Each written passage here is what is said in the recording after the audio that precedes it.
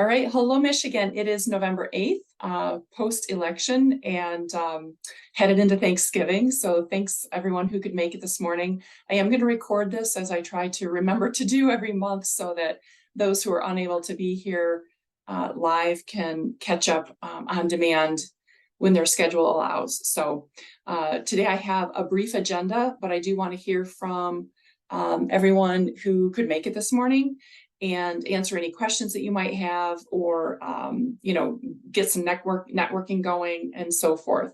I see most of you have already renamed yourself so that we can see your organization name. If you haven't done that, you should be able to go to your controls and click the three little dots where it says more. And then there's a rename function. There should be a rename function from the participant list. That's where it was. So if you can add your organization name, that just helps kind of facilitate the networking and knowing, what everyone's perspective is when they're sharing. So I am going to go ahead and schedule upcoming meeting dates. I had everything scheduled through the end of the calendar year. So we'll be together again on December 6th. Please make sure that's on your calendar, and that will close out the 2023 calendar year. And then we're going to go ahead and continue with Wednesdays. We'll start a little bit later in January. That first week is usually tough. I know that my child is not yet back in school. So we'll come back together again January 10th, February 7th, and then March 13th, which is a week later than usual, because of our Fempreneur Summit is that first week in March during International Women's Month. And then April 3rd, and then May 8th, I think we'll push it away from the 1st, just because that will probably be our last gathering before we take a brief summer break. So anyway, those dates I'll put in the e-blast that I'll send out following this meeting, but that way everyone can get those on the calendar, and I'll set up the Zoom links and everyone can get registered. But I think those are the dates that we're going to go with. So with that, we are still seeking sponsors for a couple of initiatives. Our Fempreneur Summit, for example, we're looking for sponsorship for the year-round work that we do. We just have some basic things that we need covered, and then of course our Smart Money Michigan Kids Read. Some specific opportunities with that, and then our Magic Show initiative as well. So, oh, good. Okay. So Kristen was able to get it working. I'm glad to hear that. So hopefully you can hear me. But I want to start with a go around just so we can hear who's in the room. So if you can share who you are and your organization or affiliation. And if there's anything, like if you have one ask or one offer or something, newsworthy that you want to share for the good of the order, let's do that now, so that if people are pressed at the end of our hour together, at least we'll have had a chance to connect. So who wants to start us off? You can unmute and do that, or I can call on people. Hi, Kelly. I'll go first. So my name is Lacey Cornell, and I'm with Extra Credit Union. We're located in the southeast Macomb area, and no asks right now. We are very, very busy. The end of the year is coming up, so there's going to be a lot of schools that are on breaks. So we're just really busy squeezing in a lot of presentations between then, and we've had a lot of requests, which is a great thing. Awesome. Do we have anything to talk about offline yet? I did talk to my boss, and we're going to have the budget, I think, the first week of December. So we will be talking soon. Sweet. Awesome. So anyone who isn't aware, Lacey was able to attend a couple of our Smart Money magic shows and loved the program. And so is looking to sponsor hopefully several shows at some elementary schools in their footprint going into the first of the year. So that's exciting. We're just waiting to hear on budget for that. So, all right, awesome. Thanks, Lacey. Who's next? An ask, an offer, update. Lisa, do you want to go next? Sure. I'm Lisa Slaughter and I'm with Marshall Credit Union. We just started our financial wellness program for adults on November 1st. So we put this whole program together and rolled it out. So far I have been meeting for financial wellness meetings. I think I've done like 6 and have a few others scheduled. So we got a whole marketing push towards it and we've seen a good success so far. So tell us what that looks like. Is it, are you doing like group workshops or are you doing financial coaching? Like what does that look like?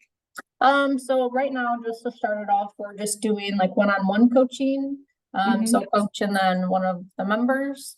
We're just going over, saving goals, budgets, if they have credit report questions, just kind of chatting with them to help them anyway financially. And then hopefully schedule another appointment for them to come back to do a follow-up. And then next year we're looking at starting, community involvement and trying to do classes or programs outside of just the one-on-one counseling. So we just are starting one-on-one for now to kick us off and then go from there. Congratulations. Thank you. So Kristen, are you able to unmute? I did. Can you hear me? You're a little bit faint. Let me turn up my my volume. Yeah, so go ahead, tell us who you are and where are you located? It says T&I Credit Union. Tell me more. So T&I is in Clawson, which is Southeast Michigan. Yeah. This isn't my normal computer, so I'm had a lot of trouble trying to get it to work this morning, so I apologize. This is my first meeting, and so I really have no idea what to expect, so I'm really excited to hear what everyone has to say. What is your role at the credit union? I have now been placed in the business development. I was in member services, I still am, but just recently took over the role of business development. Okay. Well, got some things to share and you'll hear what other folks are working on. You already heard a couple updates, and then if you all, anytime you want to chat, just, one-on-one, I'm happy to do that with anybody. So welcome, glad you're here. Thank you. Laura. Hi, I'm Laura Van Dyke. I'm from Marshall Community Credit Union along with Lisa. And this is also my first meeting. So I, like Kristen said, don't really know what to expect.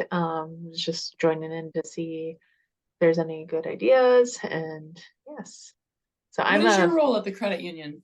Financial education specialist. So we have more than a handful of student branches and mainly elementary school, but we do have 2 middle schools and a high school. And yeah, just looking for good ideas and just to see how we can broaden. We're hoping to add additional schools and school systems, I should say. And yeah, going through that. This is a silly question, but you are located in Marshall, yes? Yep. Okay. Yep. But we have branches in Battle Creek and Coldwater as well. Oh, gotcha. So we have 3 branches total. Cool. Awesome. Well, welcome. Thank you. Jill, I see you next on my Hollywood Squares. Do you want to go next? Sure. We're a room mostly of people who haven't been on these meetings before because I have not been able to get to one until today. But I'm Jill Connon. I am actually employed by Michigan State University Extension, but Limestone Federal Credit Union in Manistee is supporting half of my position so that I now do the education component for them. So Can you say, I'm sorry, I had to cough. Which credit union? Limestone in the Upper Peninsula. Fantastic. I thought you said Manistee. I had family who lived there for 16 years. Well, see, people who know about it know that I didn't say Manistee, but most people Right. can say it.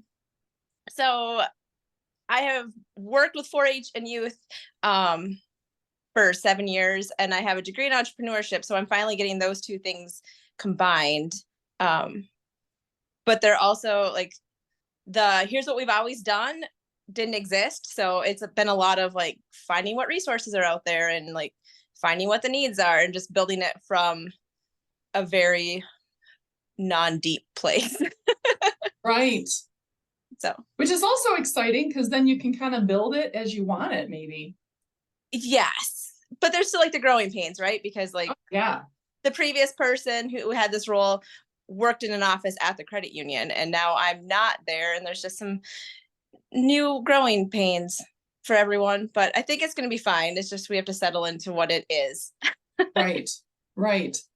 Well, I will say that typically these monthly meetings, I mean, we'll have representatives from library, the library sector, sometimes from, K-12 sector, ISDs, regional, education service organizations. Sometimes we have folks from the government sector, but today it's like a credit union reunion. We had, from month to month, it just depends. Sometimes we'll have an intimate group of, 5 or 6 people. Other months we'll have 20 or 30, it really just depends. So that's why I record these meetings so that, if people they're home with a sick kid, or a meeting came up, or there's something on fire, or they forgot. I do record these and then I post them to our YouTube channel so that people can stay in the loop, even if they miss a meeting. So today I will go through and share, and sorry, Lacey, some of this will be a repeat for you, but everybody else is new. And Lacey, you can actually chime in and perhaps, give some supplemental info on some of the flagship initiatives that I will give updates on. And so each of you are in different communities, and especially our Smart Money Michigan Kids Read is very relevant because it's a statewide initiative for any public library in the state of Michigan. There's, 400 public libraries. And so let me go forward and thank you all for coming. And I'll give updates on the key initiatives that I kind of centrally manage and are available to our partners like yourselves and our library partners in our schools and so forth. So those include our Smart Money Michigan Kids Read initiative, which is geared toward libraries that have story times. So typically it's our youngest learners. They could be, 3, 4, 5, 6 years old, perhaps up to 7 or 8 years old. I'll talk about our Funding the Future initiative, which is geared toward middle and high schools. And then our Fempreneur Summit, which is fantastically successful for female entrepreneurs. And then I can touch on our Smart Money Magic Show, which is, typically sponsored by Ally Financial for low-income schools in Detroit or Flint. But as Lacey decided, there were other schools in her area that she wanted to sponsor, so we're working on that. So first thing, our Smart Money Michigan Kids Read, we're going into our 11th year, I believe. I can't believe it. Where we have every year for 11 years chosen an age-appropriate book that has a theme around money. And I use the word money very broadly because some years the book might have a focus on entrepreneurship. Other years, we've used Berenstein Bears books, we've used Bunny Money, we've used, let's see, we've used Count on Pablo, we've used a variety of books, every year something new. And through, with funding from, the books are sponsored by the Michigan Credit Union Foundation, with funding from the member credit unions. They have been our sole sponsor of the purchase of these books every year. Well, a few years ago, like 4 years ago, I started running out of books that worked, right? Because we have a price point, budget, we have the age that we're looking for, we had, we had to find the right content, we had to find books that were still in print, and we could get custom custom printing done. So for a lot of reasons, I looked into the possibility of creating a new book. And so last year was our first year of doing that.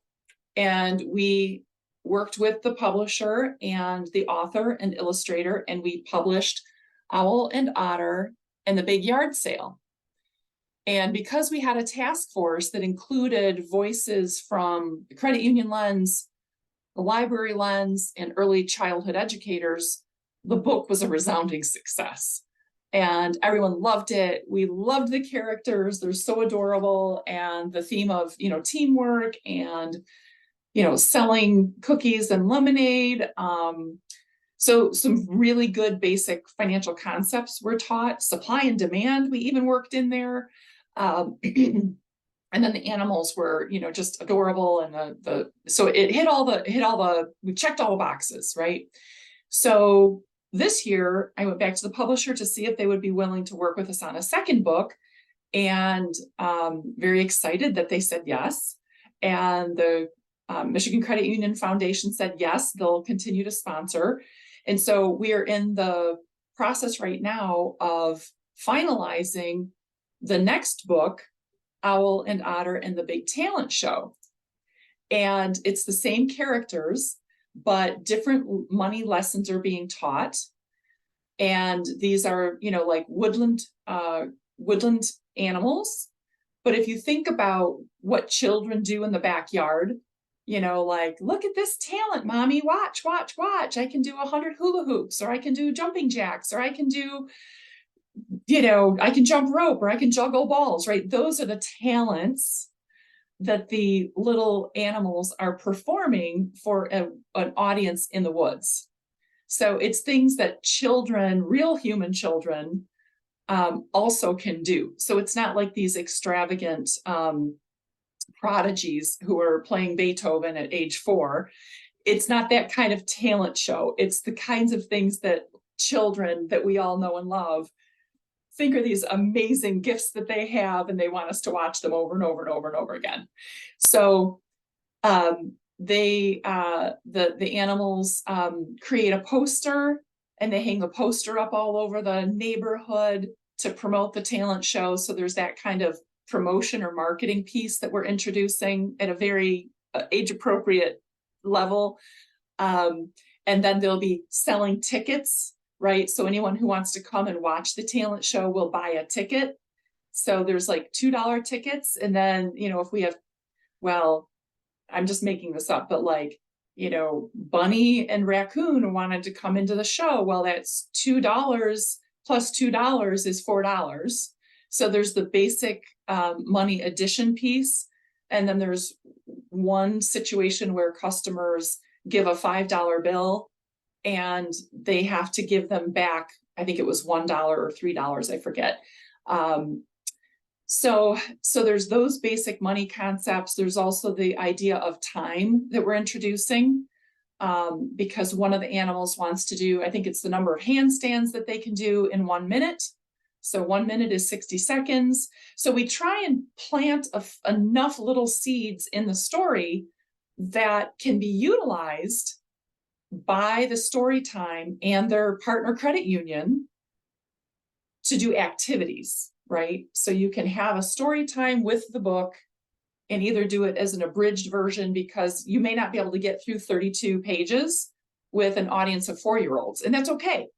You might read half the book, or you might, skim through an abridge and just read part of the pages, but then every child or every family who attends gets a copy of that book to take home and keep. So that's why we have the funding from you all in the Credit Union Foundation, so that we can purchase 9,000 copies of this book that we let libraries request for their story times. And we encourage them to partner with a local credit union. So there's that partnering piece. So there's many layers of partnering on this initiative. So that maybe, you all might provide some supplemental activities, or you might provide, popcorn as the snack for the talent show story time, or you might provide goodie bags. So there's all kinds of ways for the credit union, or you might be invited to be the guest reader. I know some librarians really don't want to give that up because they love the story times, or they've had bad experiences with people who don't know how to read to children. Okay, so just sign off. Okay. But we are now at the place with the book where we've done numerous reviews, numerous edits. I've gotten feedback from a couple of people from the task force with suggestions for changes. The illustrations are in draft form. They're fantastic. They're colorful, it's bright, it's fun. And we have 114 requests thus far from libraries in communities across the state. And we still have over 2,000 copies available that are not allocated yet. So if you are in Marshall, Michigan, or Berkeley, or wherever you live, your credit union is housed, and you work with local, community libraries, then make sure that they have requested their copies of the book, because not every library will know that this is available to them. It's a great reason for you to make that outreach, right? Call your contacts or use it as a reason to contact the youth librarian at your local library and just say, hey, did you guys request your books? This is the new story, blah, blah, blah, whatever. And if you want to send me an email, I can check the request list to see if a particular library has already made a request. Because then the phone call might go like, hey, I know that you requested books. How can we help? Right? Or it might be like, hey, you haven't requested books. How can we help get books in the hands of kids for your story times in April? So if you want, you can send me an email and I'll check the list. It's just myfinancialwellness@gmail.com, MI financial wellness. So great question. When is the deadline? Well, the deadline is when the books are all spoken for. So we still have 2,000 copies available. Forgive me. But so I don't have an actual deadline. I would say the drop dead date would be probably, let's say, Valentine's Day, because then I have to close the list, to prepare the list, to prepare all the shipping labels. But we might be out of books January 1st or January 12th. I don't know when that will happen. It depends on when the books are spoken for. You know what I mean? So I would just say sooner rather than later, because can a rural school or with a local library request books? I'd be their credit union educator for the story time. A rural school, so you're asking, okay, great question. So the question was, can a school library request books? The answer to that is, in addition to the 9,000 copies that I have coming for programs in public libraries, we ordered another 5,000 copies. I think that the Credit Union Foundation will have in inventory for special programming that can be requested by credit unions. So you need to reach out to Andrea Tucker at the Michigan Credit Union Foundation, because they have a separate process that you can go in and request copies of the book. And I think they ask for a donation just to cover the cost of the book, which we get a huge bulk discount. So don't be afraid. It's not a huge amount of money. This is like a $17 hardcover retail book, but we get it in soft cover, and it's, literally a fraction of that cost. So, but for a program that you want to do with a Boys and Girls Club, or with a community center, or with a school, a classroom, a school library, Yeah, no, that's fine. So I'm glad to explain this because there is a supply, there is a separate inventory of books for separate special programming that isn't done through public library story times. So at the Credit Union Foundation, Andrea Tucker is the coordinator for that piece of it. I manage the whole program and with the publisher and the libraries and all of that.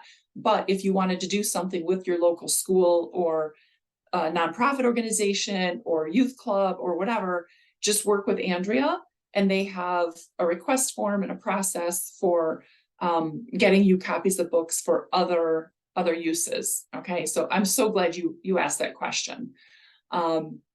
So again, we have 114 requests received. We have room for lots more. And it is on a first requested, first served basis.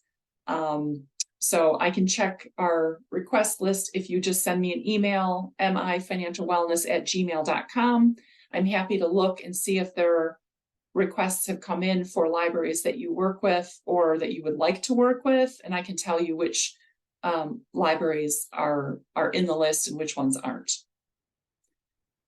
Since we're on this topic, oh, and then I'll just say the book distribution. So we're hopeful, we're expected to get the books on March 1st, all 15,000 copies or whatever, huge, like many pallets of books that get delivered to the Novi Library, who's another key critical partner in this whole puzzle. They receive the shipment for us, and then we have a group of volunteers from Community Financial Credit Union that we go in on a Friday morning and we roll up our sleeves and we literally break down master shipment of 15,000 books and break them down into individual requests of anywhere from 10 books to, like an individual rural library might ask for 12 copies. A library system like Muskegon Area District Library might request 300 copies because they have 18 branches. So I have a guide, a metric that says if you're a class 6 library, we suggest you don't request more than this number of books. If you're a class 1 library, we suggest you request, I think it's like 25 at the max because they're so small. But we break down that master shipment into, let's say, 114 or 144 individual requests, and we sort them, pack them, label them, and then they go out on the goal will be Monday, March 4th. It can take 10 days for them to get to the destination. But libraries will have the books in their hands well before April 1st. We know libraries get very nervous if it gets too close to their story time event. So we work really hard to get them out in their hands at least a week, if not 2 weeks, before their story times might occur. And we ask them to use these books during story times in the month of April during Financial Literacy Month. We ask them to not put them in a closet. Don't save them for, summer reading months. We want them out during Financial Literacy Month, if at all possible. So that's the full overview. Does anyone have any questions about this program? Thoughts, concerns, questions? I'm happy to answer them before we move on. You can always email me. Okay. All right, so Funding the Future is a financial literacy music program. It is unbelievable. So Funding the Future is a nonprofit organization that has, right now they have 2 separate acts. These are real life rock and roll musicians that have successful careers, and their music is used in all kinds of, they do obviously live concerts and live shows, but they also have, their music is used in all kinds of things like Showtime and Cinemax and HBO and television shows and movies as in the soundtracks. So this is how these musicians earn their living professionally.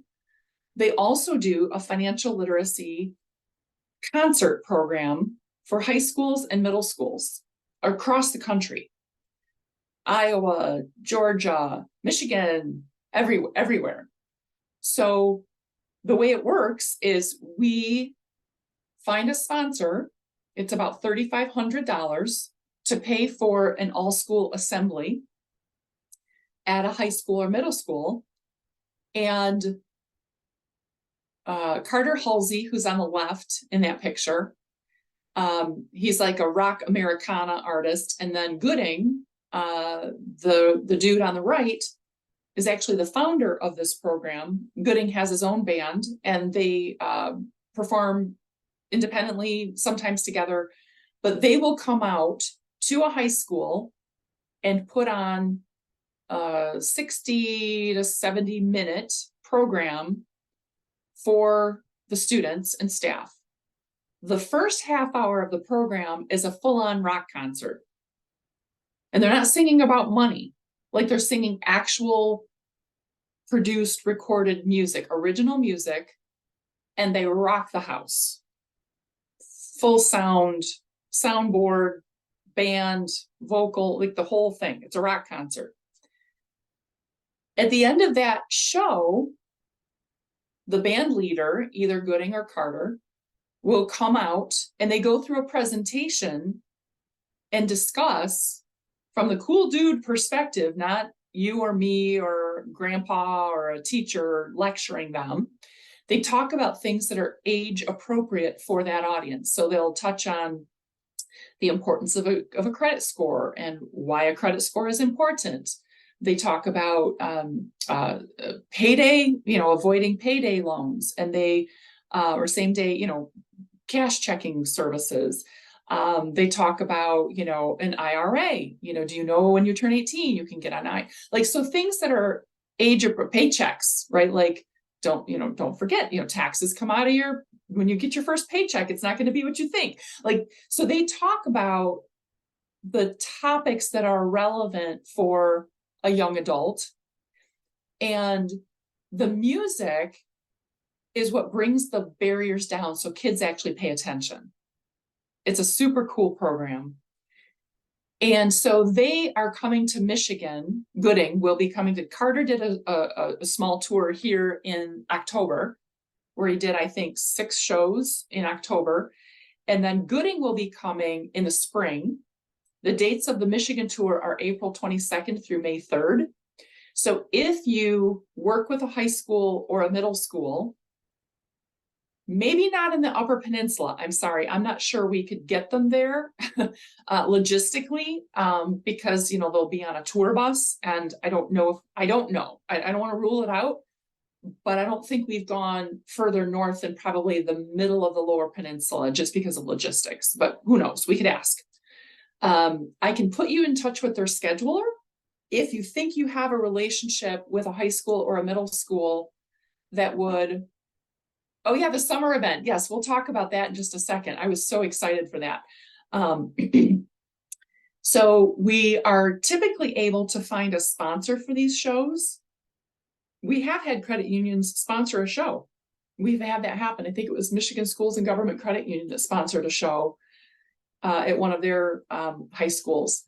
But we have a relationship also with Raymond James. And Raymond James offices here in Southeast Michigan in particular have been exceptionally generous.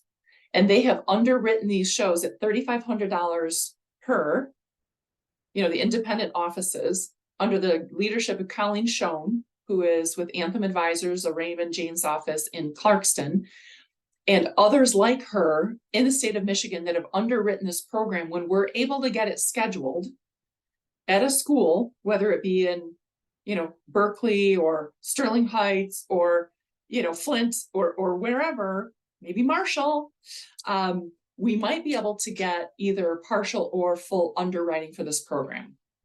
And it is a remarkable initiative. And we've had them here for, kickoff events. And so do you want to say something about,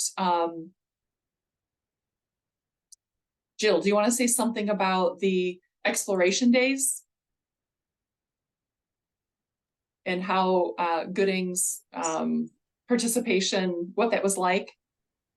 Yeah, I only got to catch part of the concert because I had a different obligation at the program, but I know that the teens that I brought that were there for the whole thing really enjoyed the music, and we were listening to him on the drive home. I will say that the program didn't say, oh, by the way, there's going to be this financial literacy conversation. So that took them a bit by surprise, because I think they saw the schedule for an hour and a half and they were thinking an hour and a half concert. But so that would just be after the event planners to make sure that it's more correct. clear. Yeah, but I mean, they did enjoy the music, and once they, started talking about it more, like they did remember the lesson about financial concepts afterwards. And the adult chaperones that went really appreciated the content in that sort of setting. So good reviews on all of that. Awesome. My daughter has gone to exploration days. We've been a 4-H family for years. And but she had a conflict. She wasn't able to go this year. And I'm like, of course, the 1 year that I get Gooding to be there, my own kid wasn't able to go. But I'm glad that it worked out. That's a perfect example of how we can leverage these kind of resources for something outside of a school setting. So anyway, so those are the dates. If you're interested, again, send me an email. I can provide you with a link to check out like their sizzle reel and get you connected with the scheduler, where you can talk about the possibility of bringing that program to a school in your area. Okay, so this is near and dear to my heart. The Fempreneur Summit is geared toward female entrepreneurs at every stage of their business. So whether it's a dream or a concept written on a cocktail napkin, or women who have been in business for a decade, or a second stage company. When I first took over this initiative under what was then the Federal Reserve Bank's Money Smart Week, I kind of assessed where the financial literacy initiatives were in the state of Michigan and found that there were some gaps. And one of the gaps that I identified was women in money. Then I also identified there was a gap in support for entrepreneurs, small business entrepreneurs. And so over the years, we had some small business financial wellness programming. We were also doing some like investing for women kinds of programming. And then that all morphed into this, where we've landed is kind of a sweet spot of a day. It's a day-long conference, a summit for women entrepreneurs. It's wildly successful. Last year, it sold out. We have a series of interactive sessions. There's usually a panel discussion that touches on most of the financial and like legal and insurance kinds of business topics that are relevant for a female entrepreneur. But then we'll have this year we're looking at doing sort of an imaging, a personal branding session, fashion police kind of sort of thing, maybe a pitch contest. But it's just a powerful day of empowering women who happen to be entrepreneurs. Part of the day is also an exhibit. There's an exhibit fair, the marketplace, which will have both B2B exhibitors. So it might be, marketing and web design and SEO and bookkeeping. And we had MESP and MET there, but it'll also be kind of a lifestyle. There'll also be some lifestyle exhibitors. So things that are interesting to women as a person, not just as a business owner, but, we might have, last year we had a clothing entrepreneur, we had a jewelry entrepreneur, we had other, so kind of like a combination of business products and services and lifestyle and wellness kinds of things. So this is a fantastic event. We have sponsorships involved. So like Lake Trust Credit Union was a sponsor last year. They're 95% sure to come back this year.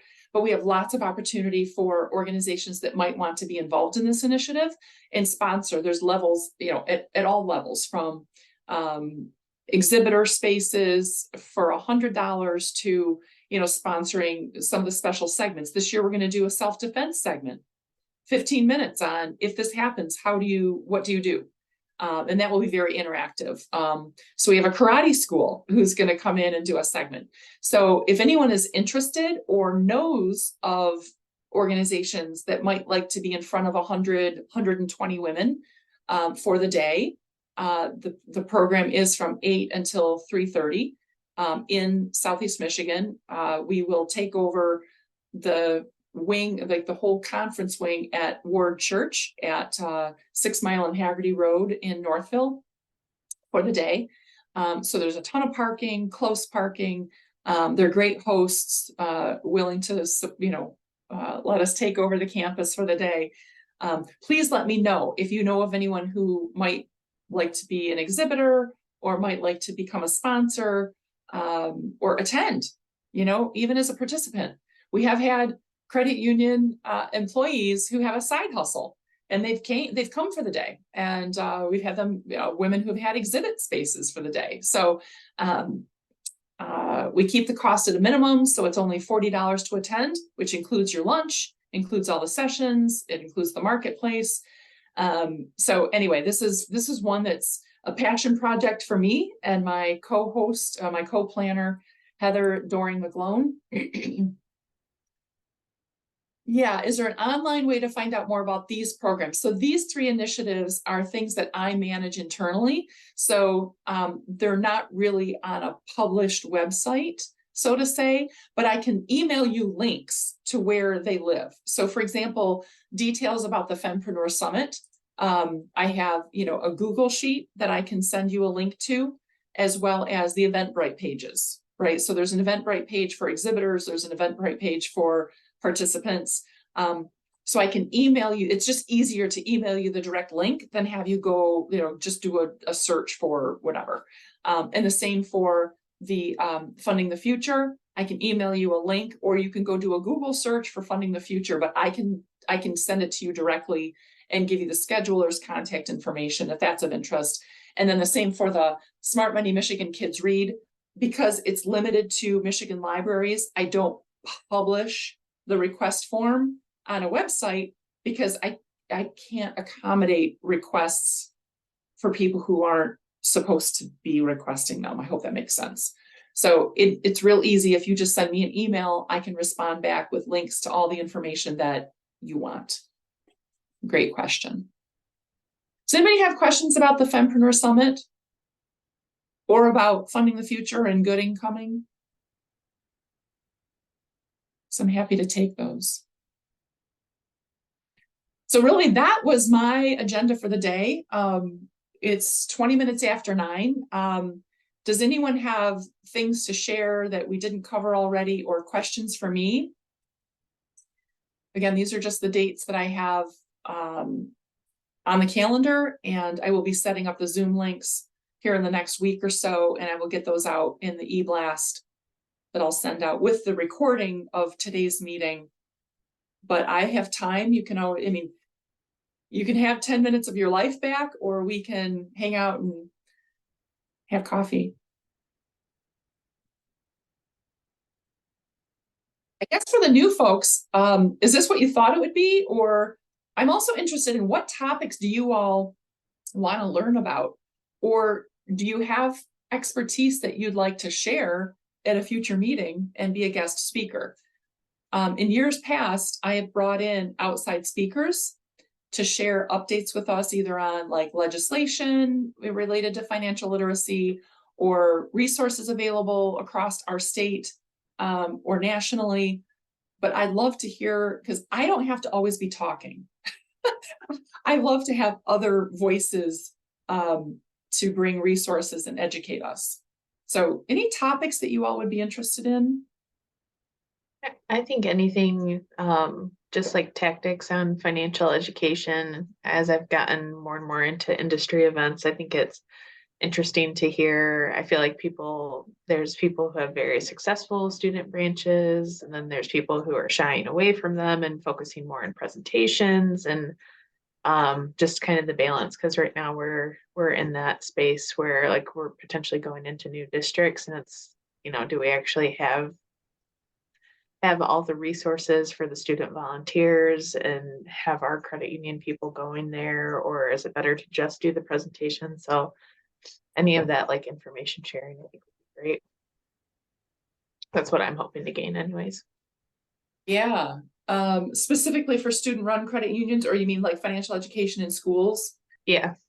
Yep. Okay. So maybe we could have, I mean, off the top of my head, I know of one credit union where, I mean, I think they do a stellar job with the student-run credit unions. And I know they're established. I mean, my daughter has a credit union account because we opened it when she was eligible. I think she was a second grader. And so every week she took her $5 to school and, and she was the marketing director for the credit union, which means they made posters, right? Mm-hmm.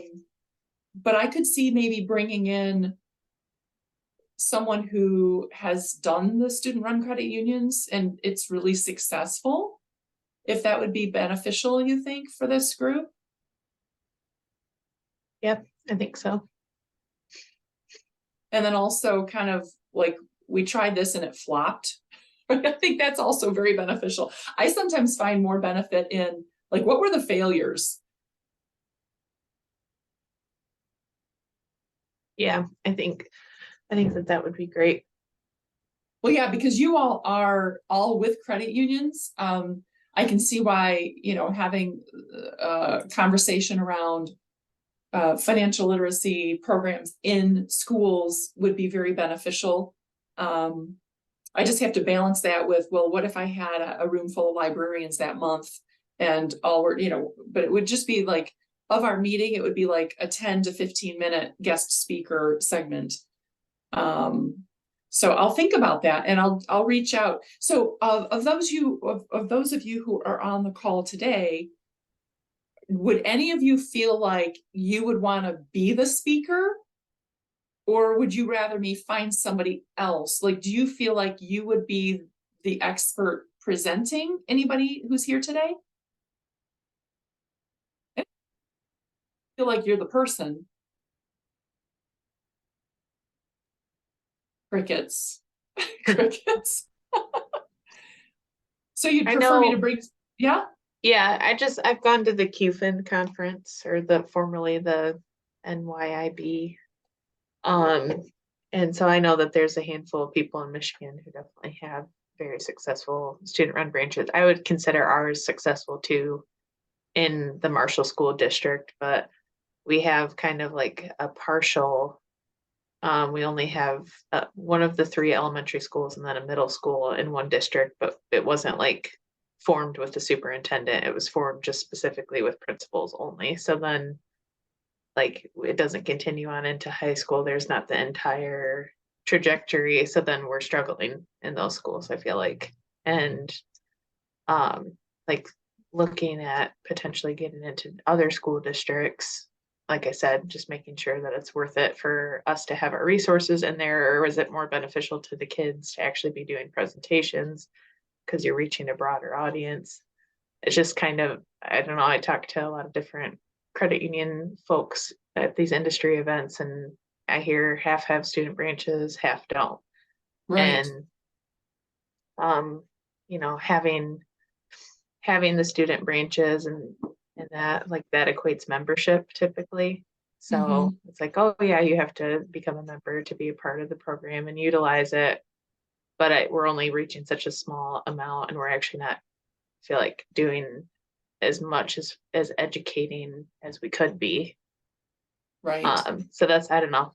I just kind of like to get other people's opinions and what works for them. And I know there's somebody from Thornapple Credit Union. She does presentations only. They don't have student branches. And I was like, oh, that's, you're impacting thousands of kids, but then like, do you see a boost in membership from that? I don't know. Sure. So. Okay. Kristen, do you have student branches? We currently only have one. Okay. Pre 2020, we had it was 5, and then they just didn't welcome us back. Okay. That's the other thing too, is like tactics, I guess, to work with the administrators, because I feel, some schools it's super easy, some schools it's more difficult, and yeah.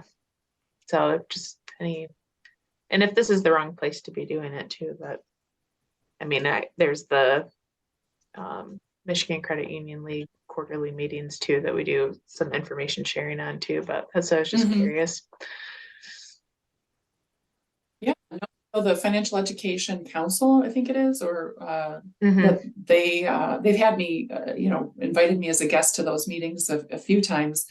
I find them very beneficial because I learn too, right? Just listening, because credit unions are a big partner, group for me, as our libraries and schools and other, sectors. But I don't mind. I mean, the idea of bringing in doing a credit union piece. I also wondered if it would be helpful to have, outside of the school setting, to have some youth librarians come in and talk with credit unions about what they're looking for, right? Like what they look for in a partnership with a credit union. What do you guys think about that idea? I think that'd be great. Okay. Pretty much open to anything. Okay. Yeah, so those are a couple of really good ideas, I think. Something to focus on, the in-school financial literacy piece, and then the library. For me, both of those I think have tremendous value, right? Like, what are some tips, some suggestions, lessons learned, best practices, examples of what has worked, what has failed? Because I'll tell you, with libraries, the reason I am so incredibly